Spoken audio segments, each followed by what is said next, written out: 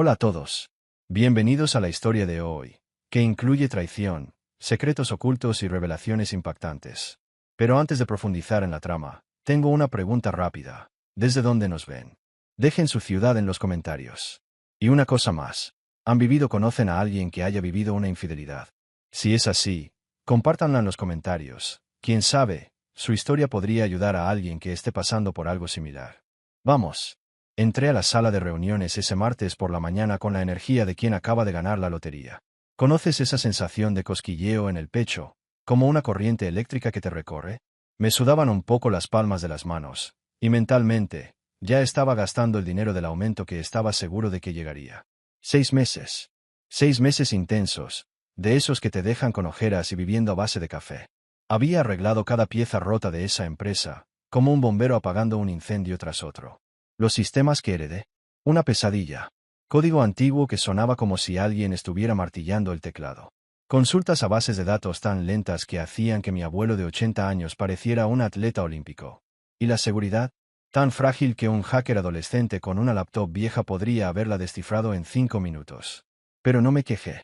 Al contrario, me puse manos a la obra, me lancé de cabeza. Reestructuré servidores que eran más lentos que un carrito atascado en el barro. Depuré sistemas que probablemente ya estaban obsoletos en la época de Orkut. Incluso capacité a los nuevos becarios, que pensaban que Python era solo una serpiente en el zoológico, no un lenguaje que pudiera pagar sus cuentas. Así que ahí estaba yo, entrando en esa habitación con la confianza de quien sabe que se lo ha ganado. El sol brillaba a través de los enormes ventanales, creando una atmósfera de película. Llevaba mi mejor camisa, la que no tenía manchas de café y que parecía tener vida propia. Me senté en esa silla de cuero como si fuera el rey de la colina. El escritorio de madera maciza era tan imponente que parecía más caro que mi coche.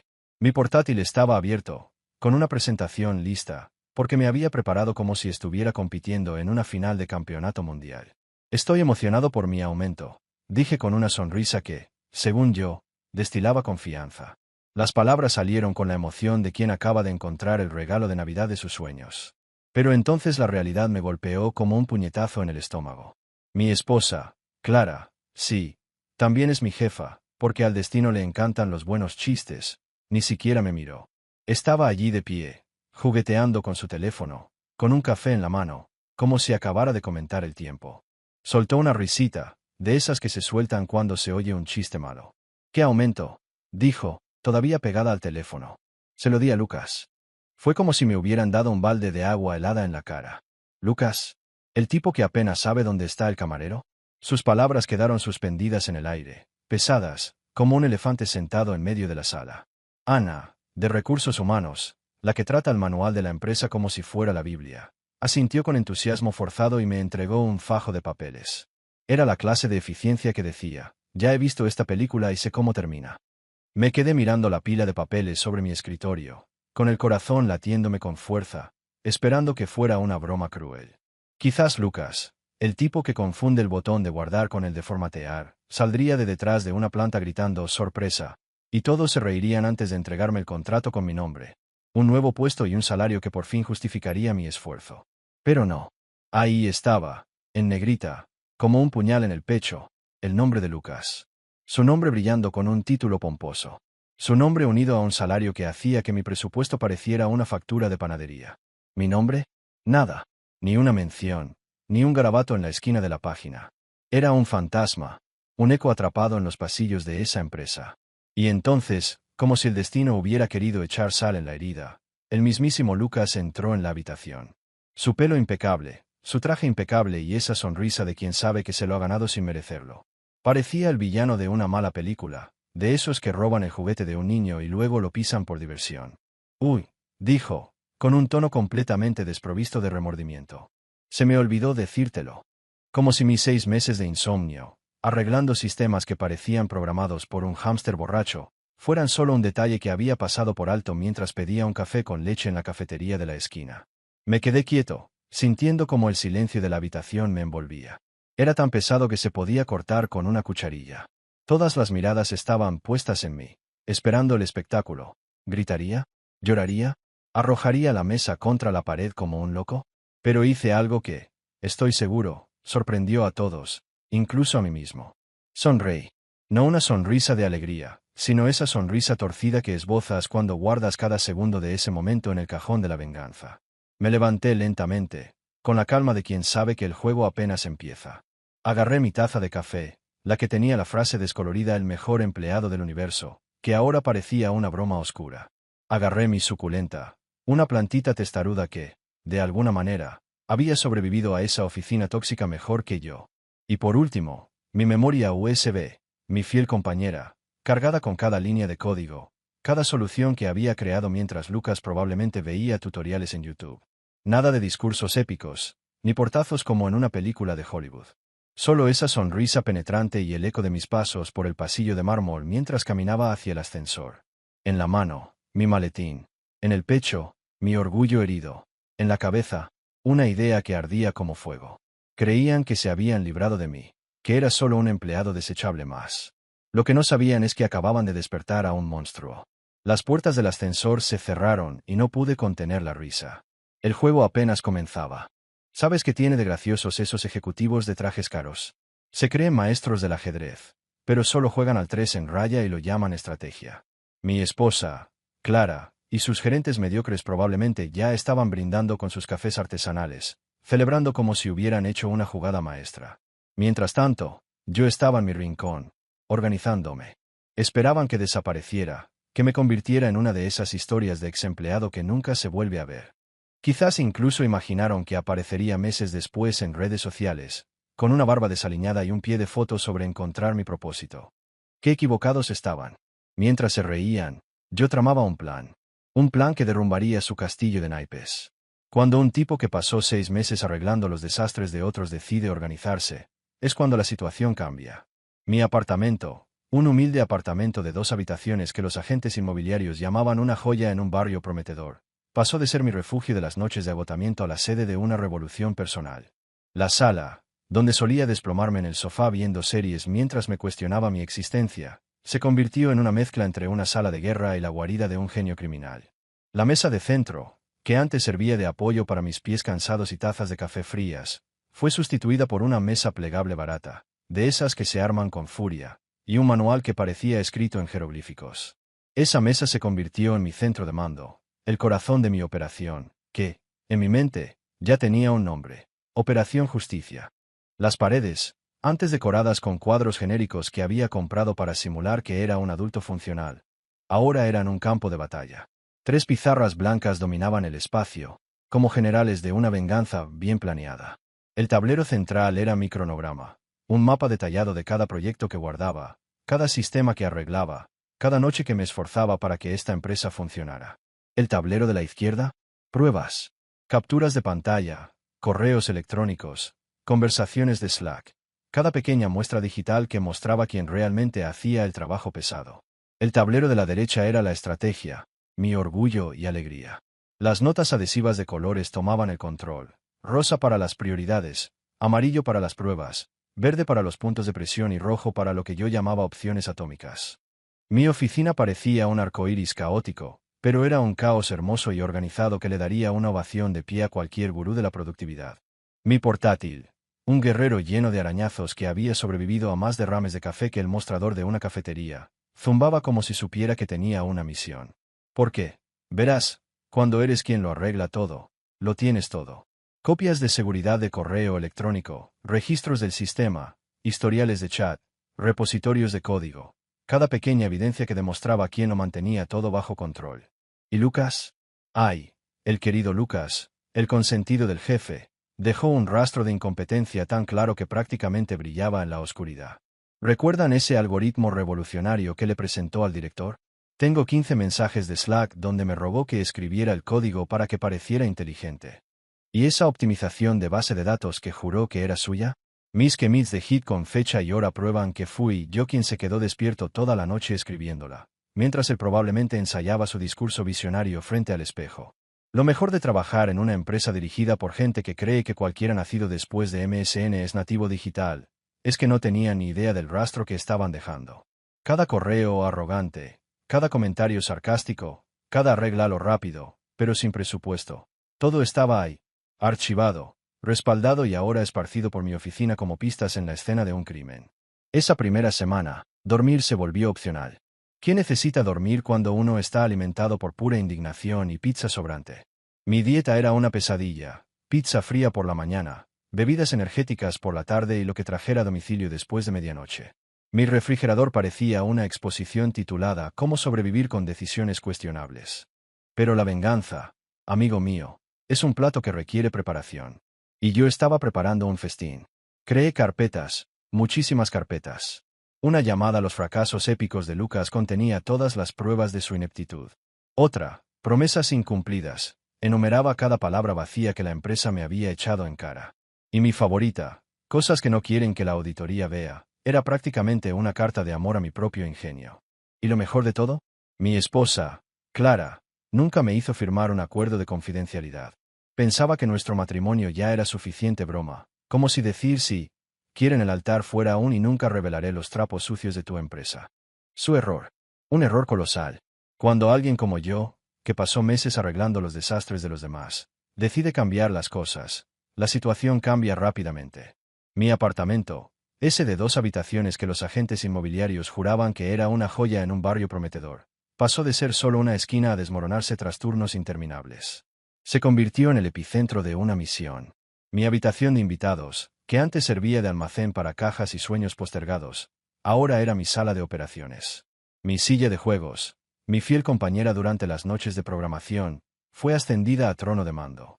A su alrededor, construí una fortaleza de monitores, 3 pantallas que harían que la NASA pareciera de aficionado. Una mostraba correos electrónicos comprometedores, otra, repositorios de código, y la tercera, monitoreo de redes sociales. Porque, sí, los estaba vigilando. LinkedIn se convirtió en mi territorio de espionaje.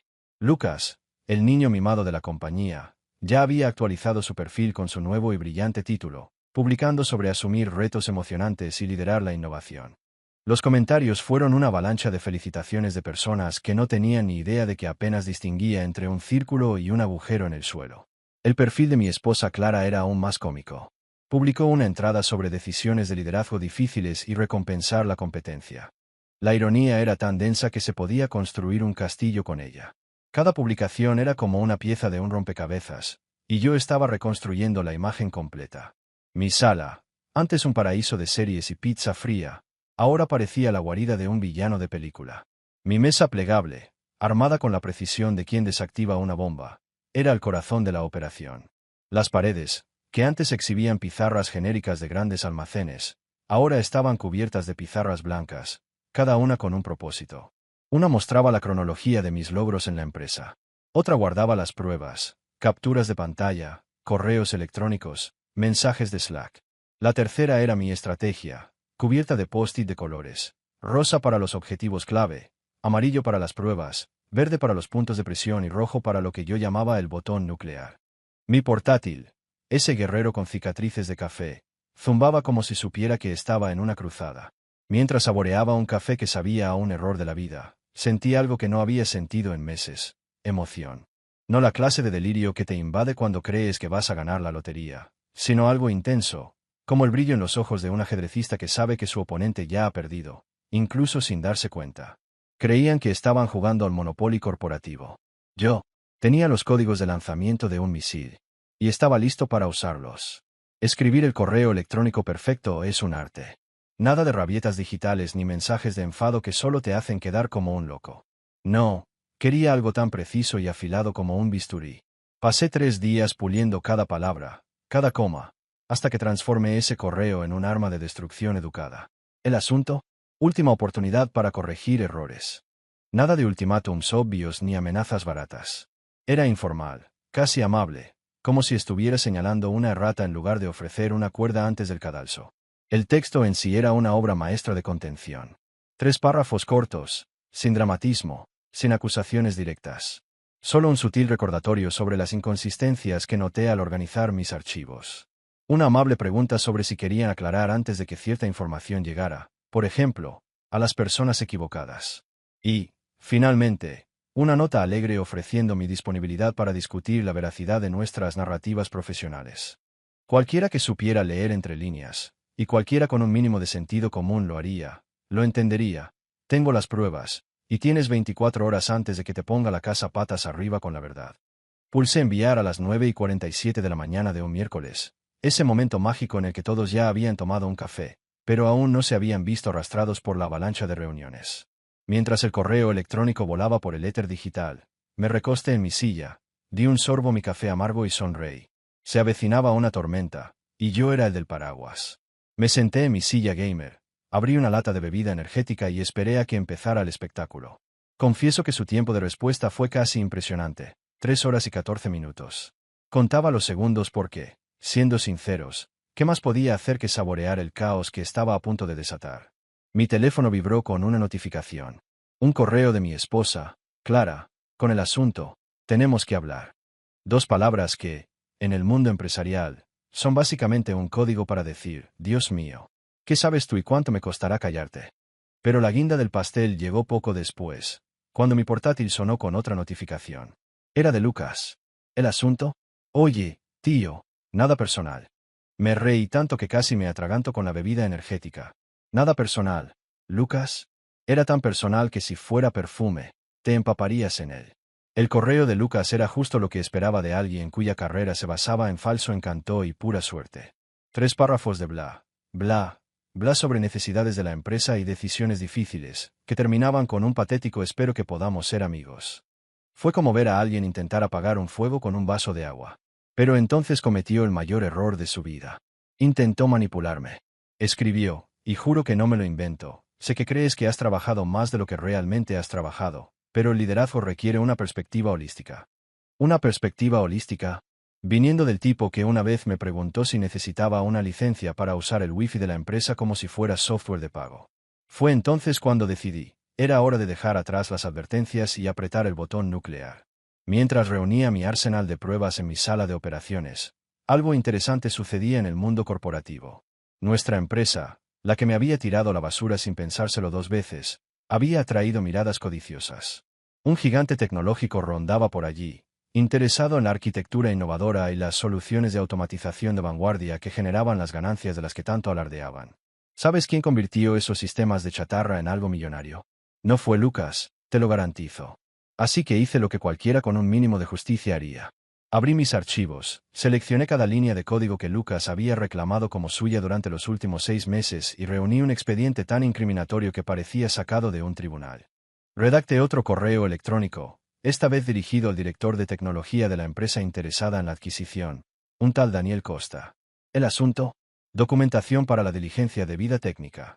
Tan inofensivo como para no sorprender, pero tan agudo como para ser hiriente. En el texto, con la cortesía de un diplomático y la precisión de un tirador certero, expliqué que había detectado posibles inconsistencias en la atribución de créditos a los proyectos de la empresa.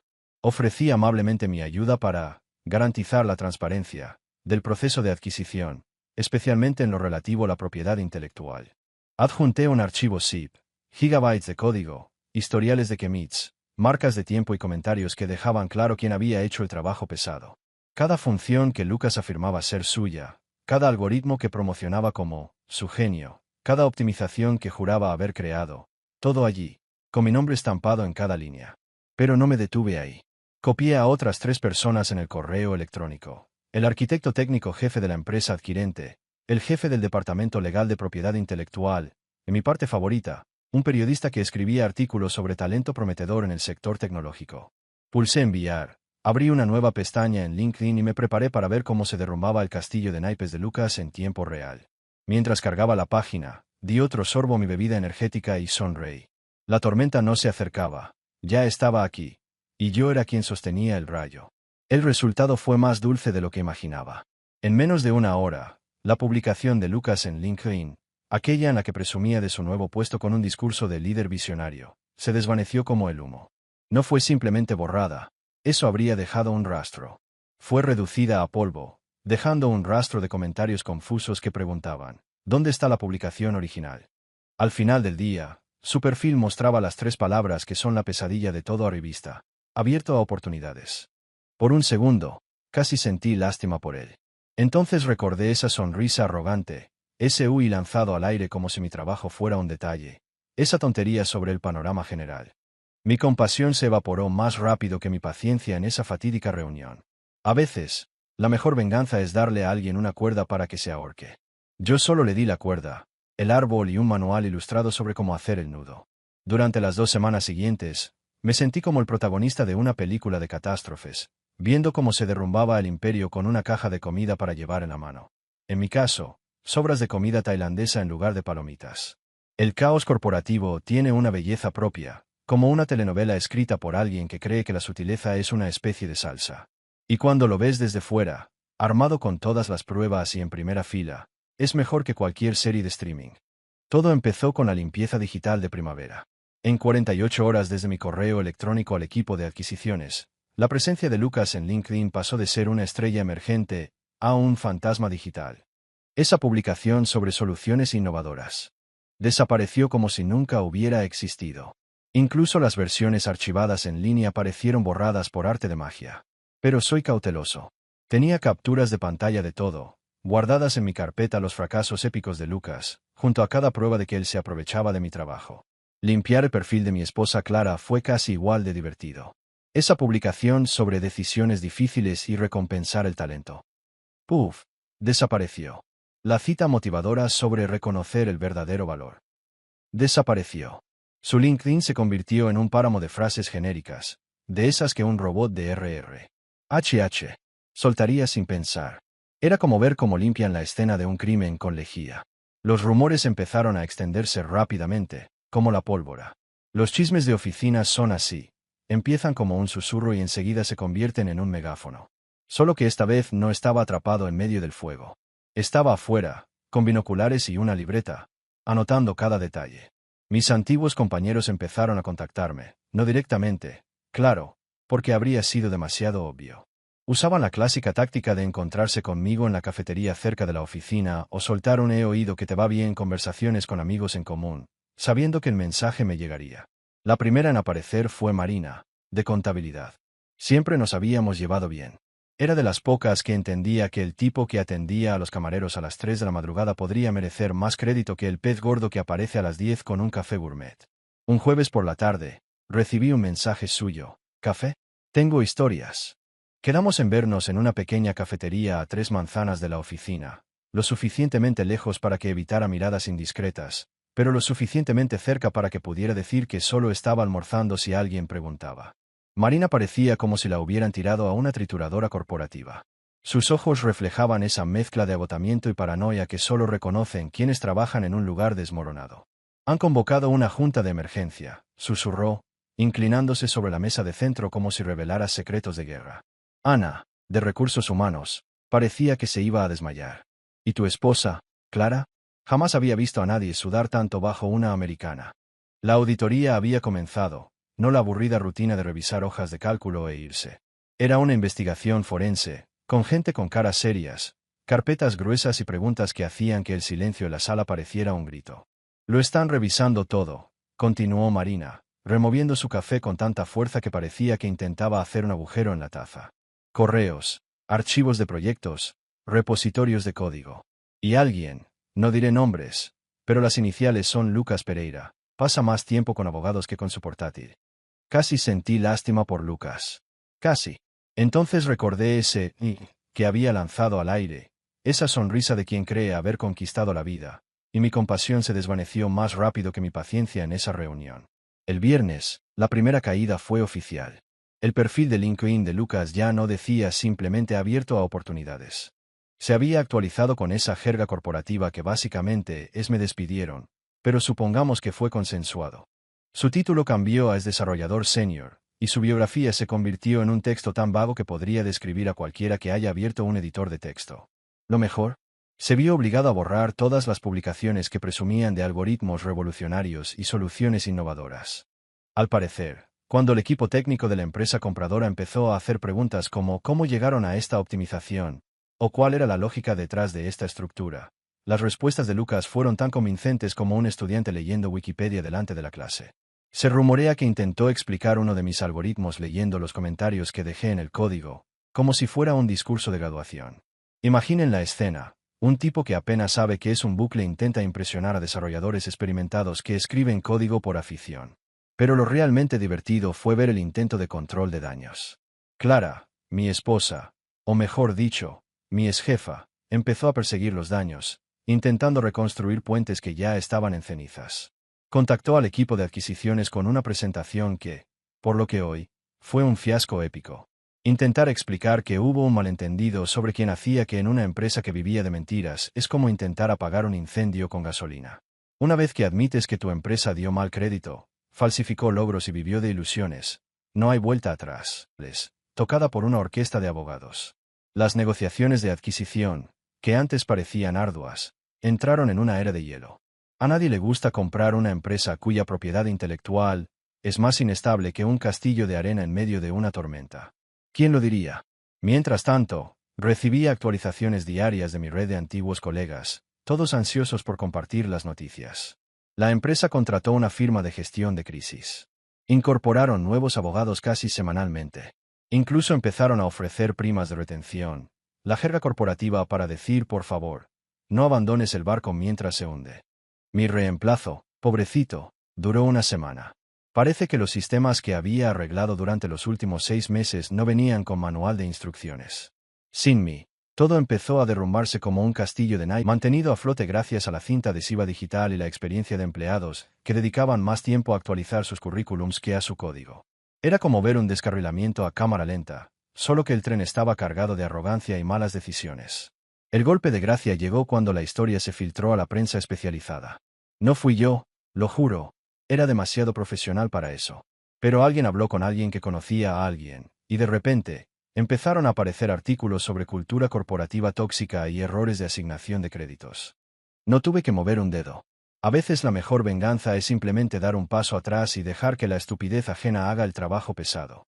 Desde mi silla de jardín imaginaria, en mi caso, la otra puerta no se abrió sin más, sino que la derribaron de una patada, trayendo vacaciones forzadas, viviendo de los chismes del sector y de la dulce satisfacción de ver cómo mi antiguo trabajo se desmoronaba, cuando mi teléfono vibró con una notificación de LinkedIn que me hizo parpadear 2 veces. Era de Rafael Torres, director de tecnología de Nexus Tech, el tipo de pez gordo que hace temblar a empresas multimillonarias y quita el sueño a las startups. Si la industria tecnológica fuera una liga, Rafael estaría entrenando a un equipo imbatible, mientras mi antigua empresa apenas sobrevivía en la segunda división. El mensaje era breve, directo y aterrador, en el mejor sentido de la palabra. Necesitamos hablar. Tu trabajo es impresionante y te queremos en nuestro equipo. Un café mañana. Me quedé mirando el teléfono unos 5 minutos, pensando que era una broma.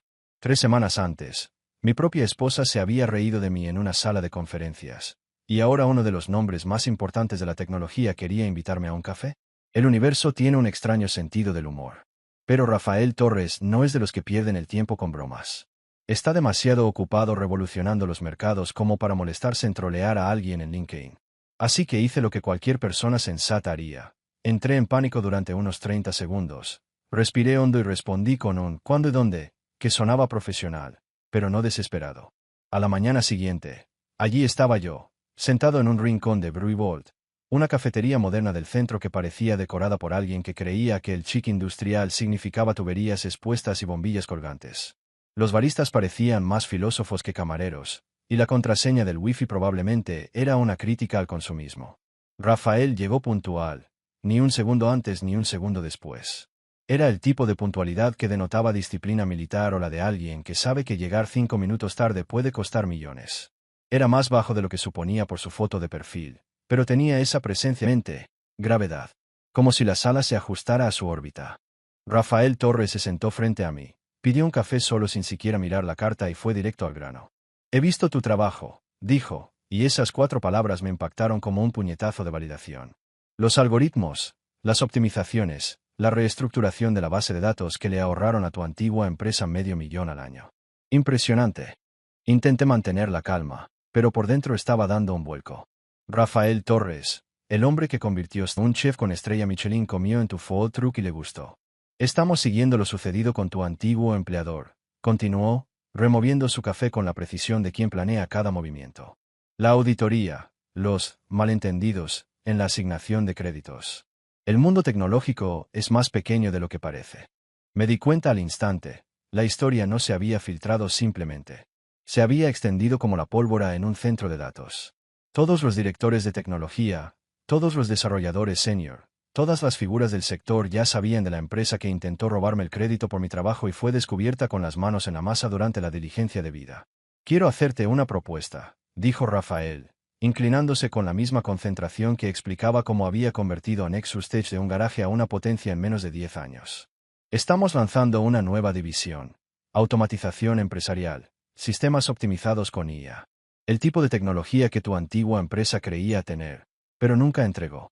Tomó un sorbo de café, dándome un segundo para procesarlo. Me sentí como un niño en una tienda de dulces, como si alguien me dijera que podía tenerlo todo. Te queremos al mando, añadió. Esas 5 palabras me impactaron como un rayo de luz. Deslizó un papel doblado por la mesa. Échale un vistazo. Lo desdoblé con las manos, confieso, un poco temblorosas. El número tenía más ceros que mi antiguo salario, el nuevo salario de Lucas y el paquete ejecutivo de Clara juntos, y multiplicado por un factor que solo puedo llamar una locura. Hay más, dijo Rafael, con una leve sonrisa que parecía indicar que conocía el impacto que tendría. Plena autoridad técnica, un paquete de acciones, un presupuesto para formar tu equipo y un salario que refleje tu valor. Y, por cierto, competiremos directamente con el mercado que tu antigua empresa perdió. Construirás mejores sistemas que los suyos, pero esta vez, con todo el crédito, recursos reales y un equipo que sabe lo que es un compromiso. Me quedé quieto, asimilando la ironía de la situación. 6 meses atrás, había estado rogando por un aumento que apenas me alcanzaba para pagar el alquiler. Ahora, me ofrecían la oportunidad de dirigir una división en una empresa que podría comprar mi antigua empresa como si fuera un coche usado. Hay una condición, añadió Rafael, y el corazón me dio un vuelco. Siempre hay una trampa. Te necesitamos para el lunes. Contratos firmados, plazos ajustados y nuestra reputación de entregar lo imposible a tiempo. Lo miré, el hombre que me ofrecía todo lo que siempre había deseado: respeto, recursos, reconocimiento y un salario que me permitiera comer algo más que ramen. Mientras mis antiguos compañeros probablemente se pasaban la mañana pensando en cómo mantener en funcionamiento los sistemas que había creado, yo pensaba en cómo la vida a veces te da más que limones. Firmé el contrato allí mismo, en la mesa destartalada de aquel café, con el olor a café con leche caro y el sonido de música indie que se esforzaba demasiado por ser profunda. ¿Dónde firmo?, pregunté, intentando parecer tranquilo, aunque el corazón me latía con fuerza como si hubiera corrido una maratón. Rafael Torres, siempre preparado, deslizó un contrato por la mesa, junto con un bolígrafo que probablemente valía más que mi presupuesto mensual para comida. Firmé con pulso firme, o al menos fingí firmeza. Cuando le devolví el contrato, me estrechó la mano con un apretón que parecía no solo cerrar un trato, sino el comienzo de algo grande. Bienvenido a Nexus Tech, dijo. Construyamos el futuro. Salí del café sintiéndome como si flotara. El sol parecía más cálido, el aire más ligero, e incluso el chico que tocaba la guitarra en la esquina parecía estar en sintonía con el universo. A veces la vida no solo te da un limonero, sino una plantación entera, una fábrica de azúcar y la receta de una limonada premiada. Crear un equipo tecnológico desde cero es como reunir a los Vengadores, pero en lugar de luchar contra extraterrestres, estábamos listos para revolucionar la automatización empresarial. De paso, hacer que algunos ejecutivos de mi antigua empresa se tragaran el café gourmet con un sabor amargo. ¿Mi estrategia de reclutamiento? Simple: encontrar personas con talento que, como yo, fueron ignoradas por jefes incompetentes y darles la oportunidad de brillar. 3 días después de que empezara a circular la noticia de mi nuevo puesto en Nexus Tech, recibí un mensaje de LinkedIn que me hizo sonreír. Era de Laura Méndez, una arquitecta de sistemas que había sido despedida de una gran empresa tras atreverse a señalar que su plataforma innovadora era solo un castillo de naipes, sostenido por API obsoletas y promesas vagas. Su currículum era una obra maestra: experiencia en sistemas escalables, talento para corregir código caótico y capacidad para traducir la jerga corporativa a requisitos técnicos reales. Su mensaje fue directo: vi las noticias sobre Nexus Tech y lo que pasó en tu antigua empresa. Si estás formando un equipo que entienda la diferencia entre inteligencia artificial y magia de unicornio, quiero formar parte. PD. Preparo un café decente y hablo Python y lenguaje corporativo con fluidez. Programamos una entrevista formal, que en realidad fue solo una conversación entre 2 personas que ya habían sido aplastadas por la mala gestión. Nos encontramos en un café caro, riéndonos de historias de terror corporativas. Me contó sobre el director de tecnología que le pidió hacer las bases de datos más ágiles, como si estuvieran haciendo yoga. Le conté cómo Lucas intentaba explicar mi algoritmo leyendo los comentarios de mi propio código, como un poeta. Al final de la conversación, Supe que había encontrado a mi arquitecto jefe.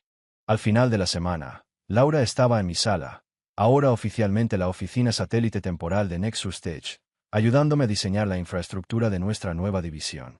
Sentados entre pizarras blancas, notas adhesivas de colores y restos de comida tailandesa, empezamos a planear algo que haría que mi antigua empresa pareciera un proyecto escolar. El equipo que reuní era como una liga de la justicia de renegados corporativos. Primero llegó André, un genio de DevOps que fue despedido de su último trabajo por ser demasiado bueno. Creó sistemas tan eficientes que no requerían supervisión constante, y sus jefes, temerosos de parecer innecesarios, decidieron que él también era prescindible. Su error, nuestra suerte. Luego llegó Sofía, una científica de datos que dejó su anterior empresa cuando le pidieron que hiciera la IA más intuitiva, y se quedaron perplejos cuando explicó que la inteligencia artificial todavía requiere, bueno, inteligencia humana en el diseño. Se presentó a nuestra primera reunión con una camiseta que decía "Convierto el café en código" y una laptop llena de pegatinas tan frikis como sarcásticas. Por último, llegó Pedro, que no era el director técnico de la empresa compradora, sino un diseñador de UI/UX al que animan a buscar nuevas oportunidades tras sugerir que el software de la empresa no tenía por qué parecer una pesadilla de los 90. Su portafolio era impresionante y su sentido del humor era más oscuro que mi adicción al café. Entendió enseguida lo que queríamos construir. Nuestra oficina era todo menos convencional. Mi sala se convirtió en la sede central, con pizarras que ahora servían tanto de mesa de planificación como de lugar para anotar nuestras bromas internas sobre el colapso de mi antigua empresa. La mesa del comedor se convirtió en sala de conferencias, un término elegante para el lugar donde comíamos comida para llevar y convertíamos nuestras ideas en código de trabajo. ¿El código de vestimenta? Usa lo que te haga productivo. En la práctica, esto significaba sudaderas, vaqueros y zapatillas que gritaban, "No sacrificaré mis pies por el estilo corporativo".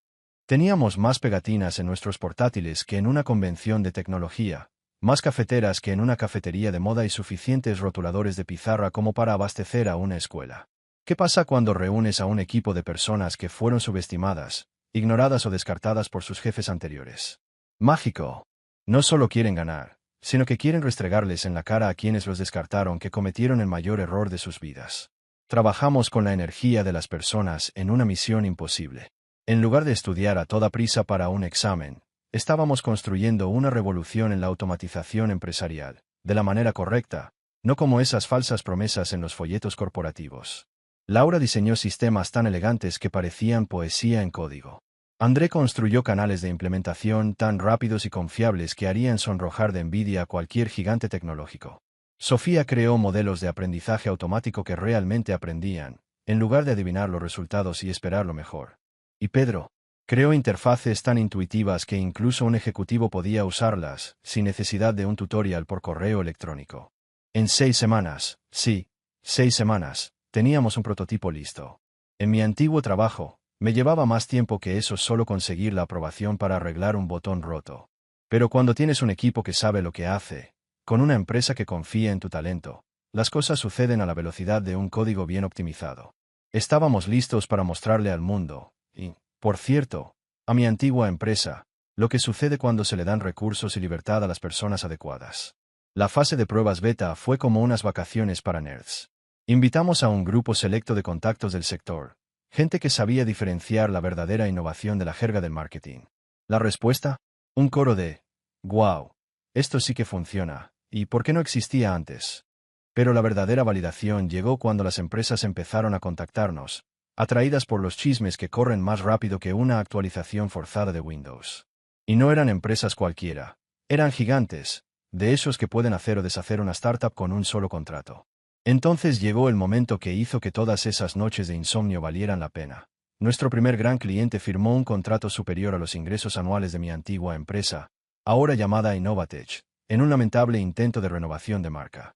Pasamos de ser una división ambifecta, vasos de plástico con champán de supermercado, cortesía de Laura, comida china y el maravilloso agotamiento de construir algo increíble. Brindamos por el éxito, por el mérito a quien corresponde y, probablemente una estrategia de marketing desesperada o una estrategia de control de daños. Respondí con un comentario de pura cortesía. Aplaudir ahora no apagará el fuego que intentaste avivar. La publicación recibió 15.000 me gusta en 2 horas. Al parecer, La industria tecnológica estaba llena de personas con historias similares de devaluación y traición corporativa. No solo estábamos desarrollando software, estábamos iniciando un movimiento. La amnesia corporativa es curiosa. Las empresas olvidan tu valor con la precisión de un cirujano, pero cuando brillas en otro lugar, su memoria regresa como un rayo. Es como recordar un billete de lotería premiado después de tirarlo. Yo era el billete, e Innovatech estaba rebuscando en la basura. La primera señal llegó un martes por la mañana, cuando mi móvil sonó con un número desconocido. Casi lo ignoré. Últimamente, solo era spam sobre garantías de coches o periodistas que querían hablar de la disrupción de la automatización. Pero algo me hizo responder. Silencio. Un carraspeo. Y entonces, una voz que reconocería en cualquier lugar después de meses de reuniones agotadoras. Era Ana, de Recursos Humanos. Hola, soy Ana de... Bueno, Innovatech, dijo, forzando un tono alegre que sonaba doloroso. La empresa había cambiado de nombre, como si un cambio de marca pudiera borrar años de malas decisiones. Era como intentar arreglar un mal corte de pelo con una blusa nueva. Estoy genial, Ana, gracias por preguntar, respondí, hundiéndome en mi silla ergonómica, esa que no me deja la columna con ganas de parar. Muy bien. Se formó una pausa incómoda, de esas que pasan cuando alguien sabe que te ha estafado y ahora tiene que pedir algo sin admitir su error. Me alegra oír eso, dijo, y pude imaginarla en el cubículo beige, rodeada de carteles motivacionales sobre sinergia y trabajo en equipo, luchando por encontrar palabras que no sonaran ridículas. Ana parecía andar con pies de plomo. Hemos estado siguiendo tu éxito en Nexus Tech. Impresionante. Impresionante, dijo, repitiendo la palabra como un mantra de RR. HH. Para disimular su pánico. En el lenguaje corporativo, eso significaba, estamos en problemas, y tu partida nos atormenta. Escucha, continuó, siguiendo claramente un guión ensayado, sé que las cosas terminaron de una manera complicada. Pero hemos reflexionado profundamente como organización y nos hemos dado cuenta de que pudo haber habido algunos malentendidos, algunas oportunidades para alinear mejor las expectativas y el reconocimiento. Fallos de comunicación. Oportunidades para la alineación. Tuve que reconocer el arte de los eufemismos corporativos. Ella logró describir, te robamos el trabajo, le dimos crédito a un incompetente y nos reímos en tu cara cuando pediste lo mínimo, con la delicadeza de un cirujano plástico. Ana, respondí, con mi tono más educado, me halaga la llamada, pero tengo curiosidad, ¿qué me ha provocado esta repentina reflexión? Silencio. De fondo, oía el caos habitual de la oficina, teléfonos sonando, una impresora fallando, alguien intentando explicar por qué el servidor se había vuelto a colapsar.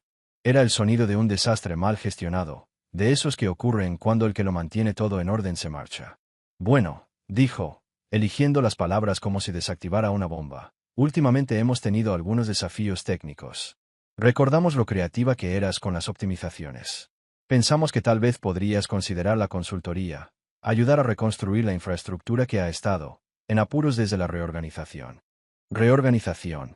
Otro eufemismo brillante para todo se vino abajo cuando te fuiste. Casi me río, pero me contuve.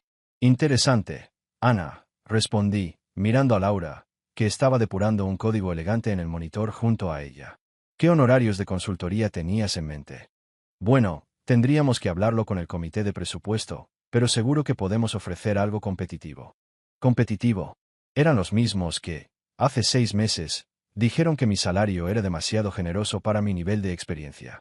Ahora querían pagarme para que arreglara el desastre que ellos mismos habían creado. Mira, Ana, dije, reclinándome en la silla. Envía un correo electrónico con los detalles. Alcance, cronograma, presupuesto. Mi equipo lo revisará y te responderá. Mi equipo. Esas palabras nunca perderán su fuerza. Hace 6 meses, era el hazmerreír de la junta directiva. Ahora, lideraba un equipo brillante que respetaba mi trabajo. Colgué, guardé el número de Ana como pura comedia en mi agenda y volví a concretar nuestro próximo proyecto. Pero las llamadas no pararon. Esa fue solo la primera nota de una sinfonía de desesperación corporativa. La semana siguiente, recibí 3 llamadas más de Innovatech. La primera era de Felipe, de contabilidad, no de Pedro, mi diseñador de UI/UX, ni del director de tecnología de la empresa compradora, sino de un tipo que parecía tan perdido como los sistemas que intentaba gestionar. Quería reconectar y ver si me apetecía una colaboración basada en proyectos. En otras palabras, sus libros contables eran un desastre, y el sistema de facturación automatizado cobraba a los clientes cantidades que parecían sacadas de una moneda milenaria. Entonces recibí una llamada de Carla, quien había sido asistente directa de Lucas, y al parecer, jugó un papel clave en su desastroso ascenso. Quería saber si me interesaría una consultoría de liderazgo para ayudar a Innovatech a optimizar las estrategias de gestión de equipos técnicos. En otras palabras, finalmente entendieron que ascender a alguien como Lucas, que dependía de su carisma y de la política de oficina, no era precisamente un plan brillante. Ahora necesitaban a alguien que entendiera que el liderazgo técnico requiere, aunque parezca increíble, verdaderos conocimientos técnicos. Casi me reí, pero me contuve y le dije que me enviara una propuesta por correo electrónico. No he recibido nada hasta hoy. Pero el momento de oro llegó un viernes por la tarde, con un correo electrónico que casi me atraganta con el café. Era una invitación formal para ser ponente principal en una conferencia regional de tecnología, patrocinada, créanlo o no, por Innovatech, o mejor dicho, por la empresa que antes era Innovatech. El asunto era cortés: invitación a la charla, innovación en sistemas empresariales. ¿Pero el remitente? El mismo comité de la conferencia donde, 6 meses antes, Lucas había subido al escenario para presentar algoritmos revolucionarios que, como demostré con sellos de fecha y confirmaciones, eran 100% míos, escrito a las 2 de la mañana mientras probablemente practicaba poses frente al espejo. El correo electrónico, firmado por un tal Eduardo Lima. En serio, ¿cuántos peces gordos tiene esta industria? Era una obra maestra de cautela. Sería un honor que compartieras tus ideas sobre innovación técnica y la importancia de una correcta atribución en equipos colaborativos. Querían que hablara sobre dar crédito a quien lo merece, en una conferencia patrocinada por Innovatech, la misma empresa que había ignorado mi trabajo durante años. La ironía era tan evidente que se podía cortar con un cuchillo sin filo. Eduardo mencionó que Innovatech había reasignado el patrocinio tras ajustes presupuestarios, una expresión que en la jerga significa: no queremos que nos asocien con un evento donde alguien pueda exponer nuestras deficiencias. Acepté la invitación de inmediato. Había 5.000 personas entre el público, desarrolladores, ejecutivos, fundadores de startups, líderes del sector. Todos listos para escuchar qué sucede cuando una empresa prioriza la política sobre la competencia, el robo de crédito sobre el mérito y la adulación sobre la decencia. Pasé las 2 semanas siguientes preparando la charla más devastadora y, a la vez, profesional, de mi carrera. La titulé de invisible a indispensable, porque importa la atribución técnica. Pero, en realidad, podría haberla titulado Cómo crear a tu mayor competidor siendo un pésimo empleador. Una lección práctica. Lo tenía todo: diapositivas, datos, capturas de pantalla de las confirmaciones, correos electrónicos y conversaciones de Slack que presentaban una imagen más clara que una pantalla de alta definición. Tenía una cronología que mostraba cuántos ingresos generaron para Innovatech los sistemas que construí, y cuánto perdieron cuando esos sistemas empezaron a colapsar sin mí. Pero, sobre todo, tenía una historia. Una historia sobre lo que sucede cuando las empresas olvidan que su éxito depende de quienes hacen el trabajo, no de quienes acaparan la atención. Al terminar mi charla, los aplausos resonaron durante 3 minutos. 5.000 personas, desarrolladores, ejecutivos, fundadores de startups, se pusieron de pie, aplaudiendo a un hombre que, 8 meses antes, había sido humillado en una sala de juntas.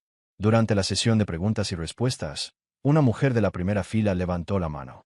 ¿Qué les diría a las empresas que tienen dificultades con la atribución y el reconocimiento?, preguntó.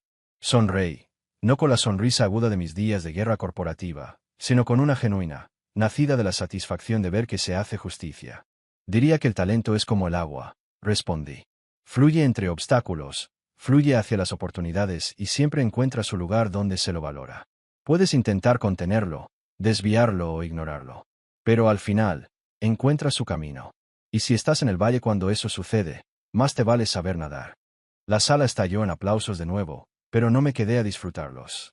Tenía un equipo que dirigir, productos que desarrollar y un futuro que moldear. Un futuro en el que quienes hacen el trabajo reciben el crédito. A veces la mejor venganza no es destruir a quien te jodió.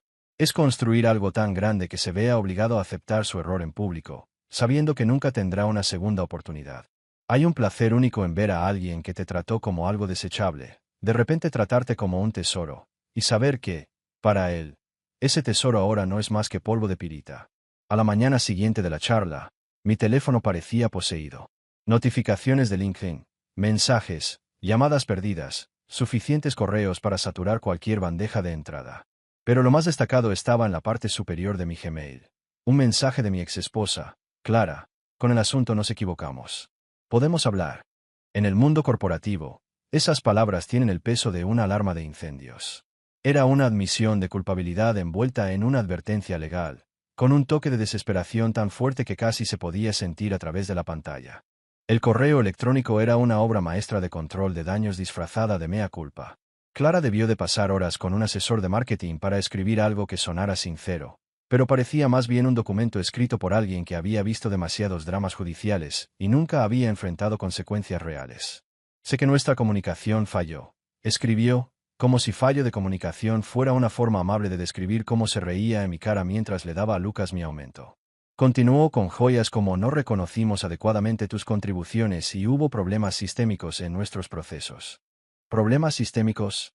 El sistema funcionó exactamente como estaba planeado por quienes confunden liderazgo con favoritismo e innovación con robo de crédito. Pero lo mejor llegó al final. No era una solicitud de reconciliación personal. Ese barco había naufragado, se había incendiado y se había hundido en el fondo del océano. Era una propuesta de negocios. Clara quería hablar sobre una colaboración entre Nexus Tech e Innovatech.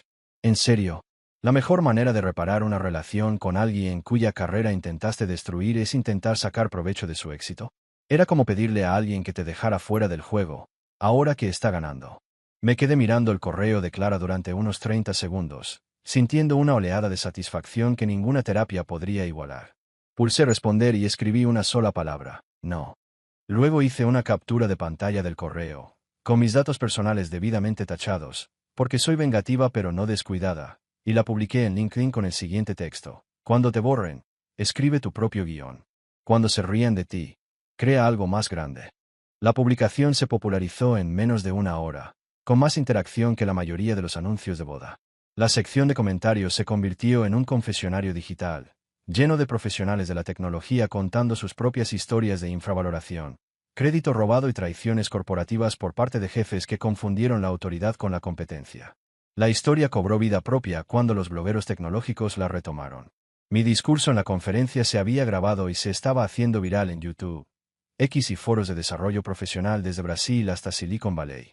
La historia del hombre que fue humillado por su exesposa, jefa, construyó su propia revolución en Nexus Tech y luego dio una charla sobre la importancia de reconocer el talento resonó en una industria cansada de ver a buenos profesionales aplastados por gerentes mediocres. En 24 horas, mi publicación había sido compartida 30,000 veces y era tendencia en la categoría de desarrollo profesional de LinkedIn. Los comentarios se convirtieron en un grupo de apoyo para quienes han perdido sus trabajos o han sido saboteados. Mientras disfrutaba de esta validación viral, Innovatech se enfrentaba a lo que un consultor de crisis llamaría un desafío de percepción de marca. Su renovación de marca, que probablemente costó más que mi salario anterior, estaba siendo destrozada en los comentarios de artículos del sector. Cada artículo sobre el nuevo comienzo de la empresa se veía inundado de preguntas incómodas e historias sobre su encarnación anterior. El golpe de gracia llegó cuando publicaron en LinkedIn sobre aprender de los errores del pasado y construir una cultura de reconocimiento. Era el tipo de disculpa genérica que suele conseguir algunos me gusta de los empleados y un comentario vago del departamento de marketing. Pero no pude resistirme. Comenté, con la cortesía de un cirujano con un bisturí: es increíble cómo surgen las oportunidades cuando alguien más las crea. Mi comentario recibió más me gusta que la publicación original. El algoritmo de LinkedIn lo destacó como comentario destacado, asegurándose de que apareciera en la parte superior para cualquiera que viera la publicación. Era como una valla publicitaria digital que gritaba su incompetencia. No se detuvieron ahí. La semana siguiente, empezaron a llegar paquetes físicos, entregados en mi apartamento, como si me hubiera suscrito a una suscripción de disculpas. Primero, una taza con el nuevo logotipo de Innovatech y la frase innovación a través de la colaboración. La ironía era digna de un museo.